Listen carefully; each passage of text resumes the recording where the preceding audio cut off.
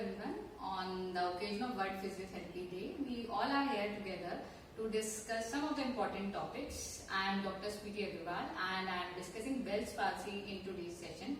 Starting up with it, facial palsy.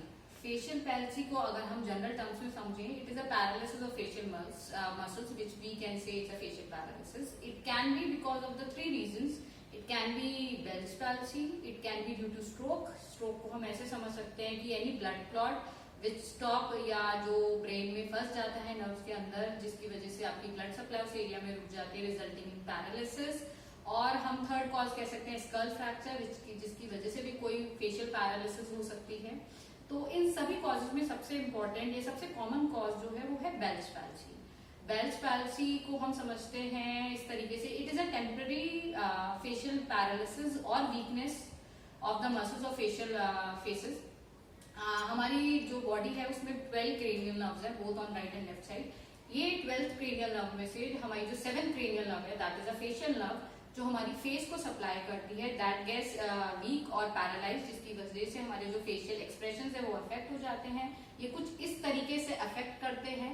One part is going to the forehead, then to the eye, then to the upper lip and then to the chin. ये चार parts को हमारे इस तरीके से supply करती है, coming from the year. तो ईयर से वो एक मोटी जो मसल है वो आती है, जो इन चार पार्ट को सप्लाई करती है. तो इस वजह से जो हमारे चारों पार्ट हैं ये अफेक्ट हो जाते हैं. इनकी वजह से जो हमारा फेस है, फेशियल एक्सप्रेशन है वो अफेक्ट हो जाते हैं.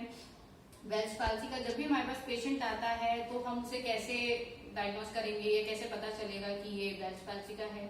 तो उसके अंदर जो प्रॉब्लम्स मिलती हैं, दैट इज उसको पाउटिंग में प्रॉब्लम करने आती है, या हम उससे कहेंगे मुंह में हवा भरे, तो वो पॉसिबल नहीं, एक तरफ से हवा निकलनी शुरू हो जाएगी.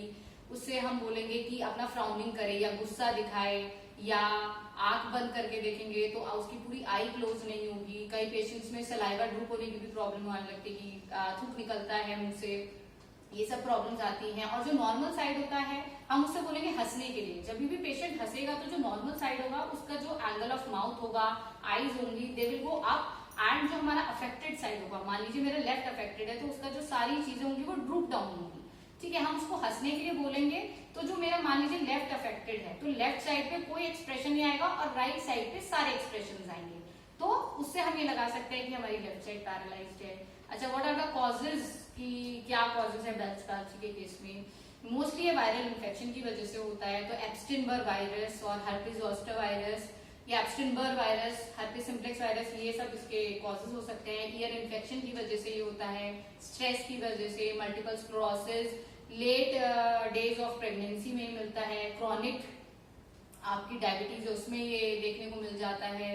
और जैसे कई बार ईयर इन्फेक्शन हो जाता है, उसकी वजह से हमें ये देखने को मिलते हैं. तो ये कुछ कॉमन कॉजेज हैं जो हमें पेशेंट्स में मिलते हैं, जिससे हमें उसकी टियोलॉजी पता चलती है.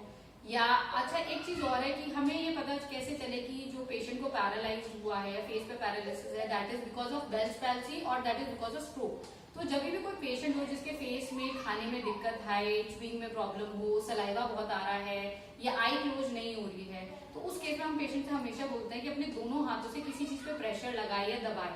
तो अगर उस दबाने में या प्रेशर लगाने में उसको वीकनेस या कमजोरी महसूस होती है, दैट मीन्स उसकी वो problem can be because of stroke. तो ही और she needs to go and to the hospital directly. और अगर उसको ये वीकनेस या कमजोरी नहीं है तो ये केस आपका बेल्स पैल्सी का हो सकता है. अब coming on to this treatment part, कि हम इसके ट्रीटमेंट में क्या करते हैं. तो इस केसेस में हम सबसे पहले आता है मसल स्टिमुलेटर. मसल स्टिमुलेटर बहुत इंपॉर्टेंट रोल प्ले करता है बेल्स पैल्सी के केस में. इसके दो तरीके के करंट होते हैं, galvanic and Faraday. Galvanic current हम यूज करते हैं फेशियल पैल्सी के केस में. स्मॉल मसल्स में हम कह सकते हैं गैल्वेनिक करंट यूज करते हैं. और हम इस केस में पेशेंट को बोलते हैं कि गुब्बारा फुलाए, बलून को फुलाने के लिए बोलते हैं. उससे जो बच्चों वाली विसल आती है उसको विस्लिंग करने के लिए बोलते हैं. हम स्ट्रॉ से पानी पीने के लिए बोलते हैं, क्योंकि उससे ये स्ट्रॉ से या बलून से जो भी हमारा जो ये एंगल जो मसल्स अफेक्ट हुई है, इनकी एक्सरसाइज होती है.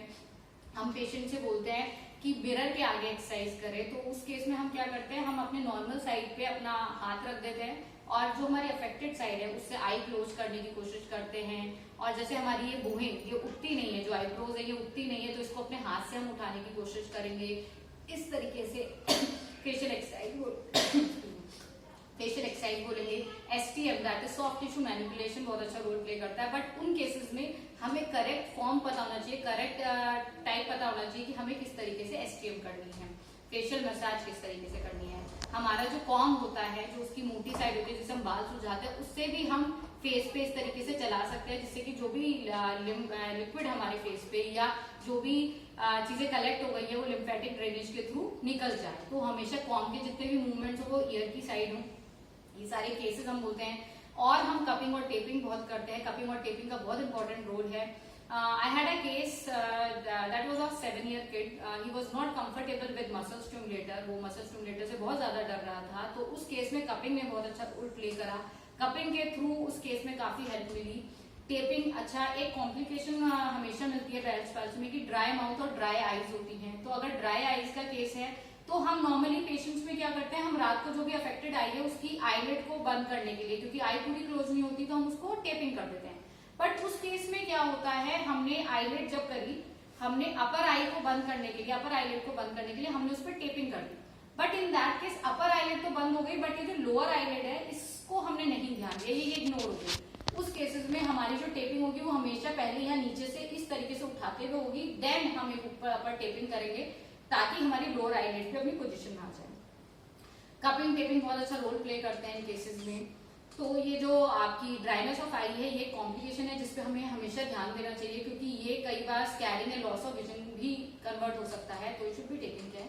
Coming on to the precautions part की बेल्स पाल्सी के केस में क्या प्रिकॉशंस फॉलो करें। मैंने कई बार सुना है कि कई लोग बोलते हैं कि च्युइंगम खानी चाहिए मैम, एचएडी में भी आते हैं कि मैम डॉक्टर ने हमें च्युइंगम खाने के लिए बोला है, या जिस भी फिजिशियन के पास गए हैं। तो उस केस को आप एक तरीके से समझिए कि हमारी एक साइड ऑलरेडी वीक है, ऑलरेडी पैरालाइज है, और हम उससे लगातार मूवमेंट करवा रहे हैं, हम उससे लगातार च्युइंगम खिलवा रहे हैं, तो वो जो ऑलरेडी वीक है वो तो फटीग पे आ जाएगी, फटीग पे आ गई तो ब्रेकडाउन के चांसेस बढ़ जाएंगे। तो ऐसे केसेस में जो च्युइंगम है दैट शुडंट बी टेकन, मतलब मैं उसको मना करती हूँ कि च्युइंगम नहीं खानी चाहिए।